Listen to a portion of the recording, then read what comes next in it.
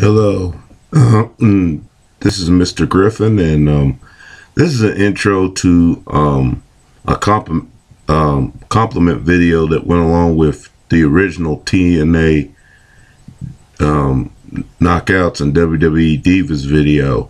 This one is strictly on LayCool that I made shortly after, because when I put that video out, it got a pretty good response. But one of the main ones, it was like, where's Michelle McCool? And I thought about it, and then when I went back and researched that, I decided to just mention Michelle McCool and Layla, because I didn't mention neither one in my initial video. And I have to admit, I wasn't a big fan of LayCool while they was active, but looking back on it now, they had a tremendous impact on the Divas division in WWE. And I'll tell you what, they are sorely missed. And I'll admit, I was not the biggest fan of Michelle McCool while she was active. And admittedly, I was one of those fans that felt she was only getting the push because of who her then boyfriend and now husband is, which is, of course, The Undertaker. But looking back on it now, I mean, she was really a star in her own right. And I said this in the video, but I'll do it again here. For that thinking, I sincerely apologize, because she really was a star in her own right. As for Layla, she really came into her own as part of LayCool, as you'll see when I discuss in this video. Hope you enjoy. If you've never seen it before, hope you enjoy it. If you have seen it before, enjoy it again. I'm out. Told y'all I was gonna bump like this. Y'all didn't think that I could bump like this. Said I told y'all I was gonna bump like this. Turn around and I make it jump like this. You wanna keep that boy and make it jump like this. Y'all didn't think that I could make it bump like this. See, I told y'all I was gonna jump like this. How you not gonna know it when it hit like this? Well, now, I've been getting requests to do this particular video that I'm going to do today. I've gotten a lot of positive response for my WWE Divas and TNA Knockouts, the best of the best, where I discuss the women wrestlers that have come along since those terms came to be in the early part of this decade. One request I seemed to get, I got it twice actually, was, where was Michelle McCool? Well, to be honest, I really didn't think that much of Michelle McCool when she was active. I mean, I thought she was okay. I didn't think she was all that, but I failed, and it shows that all people are human, myself included. Looking back on it now, Michelle McCool was a real factor in that division, and really, along with Layla as LayCool, they really helped keep it afloat well after some of the bigger names had left, like Trish Stratus, Lita, and Mickie James. I think Gail Kim and Melina and all them, they were still around at that point while they were still active. But of course, you know, life happens, and I'm sure she wanted to do other things with her life. She had gotten married not too long before her retirement, I believe, to Mark Calloway, which everyone knows is The Undertaker. As you can see right here. Hopefully they're happily married and happy together. But back to Michelle McCool. She had more of an impact than I personally realized. And in the fact, looking back on her career, it was actually impressive. She started out as a valet, pretty much, you know, just looking pretty and everything. But then when she started getting active, to be honest, she was not that bad as a performer. And I think her two most significant accomplishments as far as wrestling was first, she was the first ever Divas champion with actually an upset victory over Natalya Neidhart, who was heavily favored in that tournament to win. And she won it, ironically, via submission with a heel lock, which she used as her finisher for a very long time before she moved to the Spirits Breaker, which, as TNA fans may know, is just really the styles clash. Then later, while performing for a long time as a face, she quickly turned heel and teamed up with another diva who really wasn't doing that much at the time, Layla, and they became LayCool. They became WWE's version of the Beautiful People. Now, I don't give TNA credit for a whole lot, but I will say this. I do think WWE did rip off the idea for LayCool from the Beautiful People concept.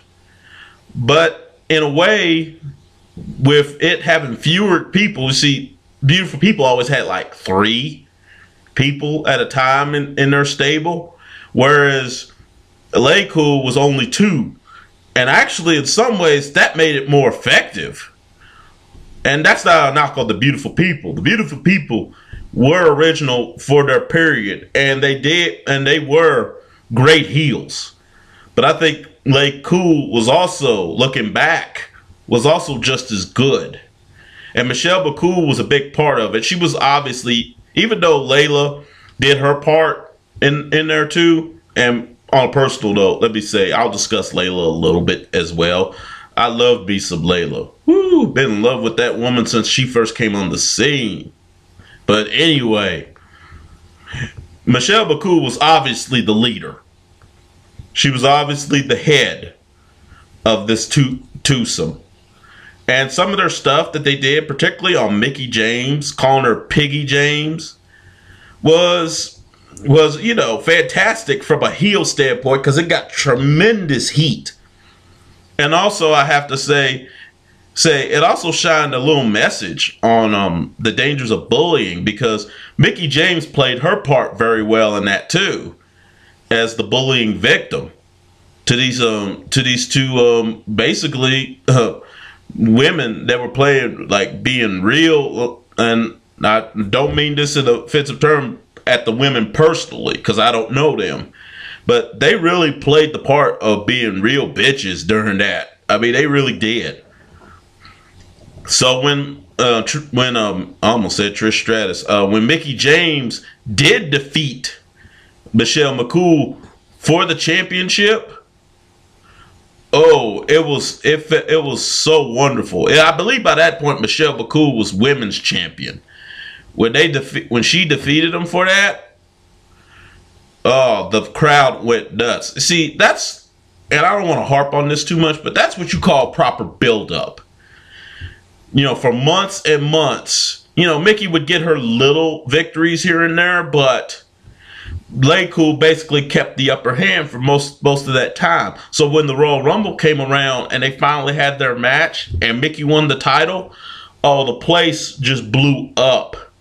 But that's what a heel should do. The heel should get so much heat to where when he or she finally gets beat, man, it's a real payoff.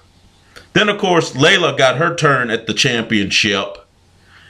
And really, we didn't really get to see what Layla was capable of because they kept this co-champion type deal going, which eventually led to the breakup of LayCool. And I do think it's cool, and I keep using the word cool, but I do think it's cool how Michelle McCool really gave Layla the rub and the send-off in that loser leaves town match, which turned out to be Michelle McCool's final bout, and which also introduced Karma. I think that was cool on both ends. She gave Layla the rub, and she also helped introduce Awesome Kong, now known as Karma.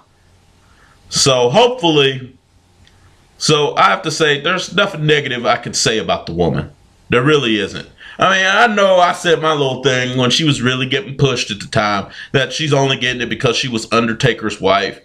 I hereby now apologize for that statement and those type of comments, because looking back on it now, she really already had a good career going before she got with Taker. So that was really unfair to say that her push. Now, did it influence the length of her push? Probably. Probably, but you know what? She wouldn't have even got the chance to extend the push to begin with if it wasn't for her own skill and personality.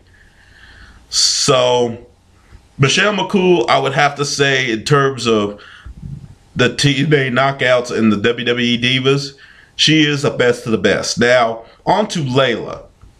Layla, I think, came into her own with LayCool. I really do. And I really hope she continues that momentum when she gets back. Right now, I have to say Layla's an honorable mention. But she definitely has potential. She's decent in the ring. She has a great finisher. I think the woman watched some Ravishing Rick Rude, because that's a heck of a neck breaker she pulls off as her finisher. She has a great look. I mean, she's hot. I mean, woo, mega hot. I mean, nice body. If you ever seen one of her, and she's talented as far as a dancer. If you ever seen outside, and I'm not talking about that ECW extremist review or whatever they were. If you ever see some of her legit dance videos, and I think a couple of them are on YouTube, go find them. They're actually worth looking at. She's really talented. And I really hope she can get back into the swing of things when she does come back. I think WWE would be stupid to let her go.